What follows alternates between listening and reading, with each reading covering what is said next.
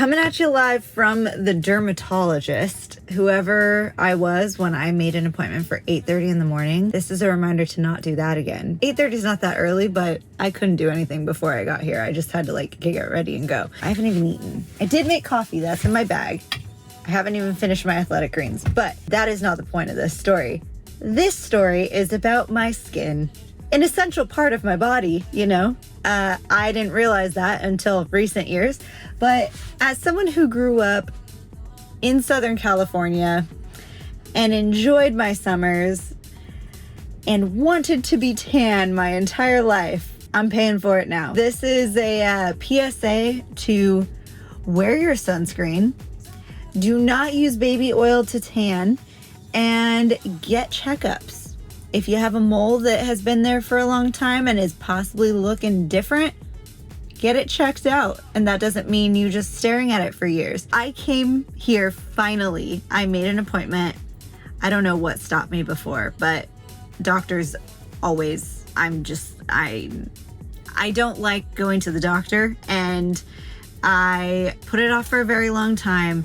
Finally, I got referred to this dermatologist that is like in this doctor's office, which is super weird because this used to be the 24-hour fitness that I would go to. It's very odd. About 6 months ago, it has to be about 6 months ago, I came here to the dermatologist and I had this mole that was annoying on my back. And it was annoying because my bra kept getting stuck on it or like hitting it, like my back strap of my bra. And it got more annoying and more annoying, which meant something was changing because it's not like my bra had changed. And so I realized, oh, that might be it getting bigger and me not realizing it. So I finally got it checked out. They were like, the guy was super nice. He was like, I can remove it, no problem. That way it's not annoying you. But everything that I remove, I send in to get scanned so that we can find out if it is cancerous or not. He was like, this looks fine. I'm not super worried, but just so you know, we send everything in just to be sure. And I'm like, great. It did come back pre-cancerous. So that's not great. That's fine, but not great. Basically what he told me is every 6 months I need to come in for a body scan. This is my first time back. This is my first body scan. That sounds a little intimidating. I don't know what's going to happen. I wore undergarments that I am comfortable in because I don't know if I have to like get completely undressed. I don't know how this works. But I mean, whatever needs to be done. But yeah, I'm about to go in. I'm a little scared. I'm a little nervous because since that other one came back pre-cancerous, I'm like, what are we gonna find now? He didn't look at my whole body then. So yeah, also he told me the last time I was here that sunscreen is basically not doing you any good unless it has zinc in it. What? Like, sure, I know that zinc sunscreen, like that's what surfers in movies wear and probably in real life, that's like super white on their nose and stuff. But I didn't realize that that is what is blocking the UV rays. I think that's what he said. Don't quote me on that. But it is really hard to find sunscreen with zinc in it. I finally found, I'm gonna ask him if this is any good, but I found a Sun Bum. Please tell me I have it. I do. Sun Bum, this one, and it has 14.7% zinc oxide.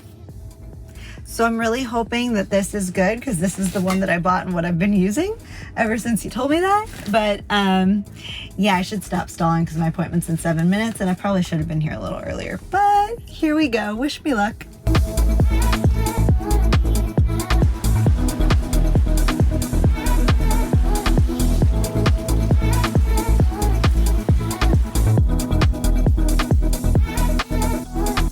All of that before I've even had coffee. As you can see, I have a Band-Aid on my nose because I assumed this was a pimple. I didn't even think that it might have been like a new mole. It was just like a red dot. Like it was just a tiny little dot. Actually, the one time that it did remove itself for a moment was I was what is it called? Microblading or whatever, when you like shave the skin off your face. I was trying that out and I did it over my nose and I scraped it off for like a moment. And then the next day it was back and I was like, that was weird. I guess it might be like a pimple. I don't know what I thought, but I tried to get rid of it. It didn't go away. And he was like, oh, that's a new one. And I was like, yeah, it is. I kind of forgot that was there.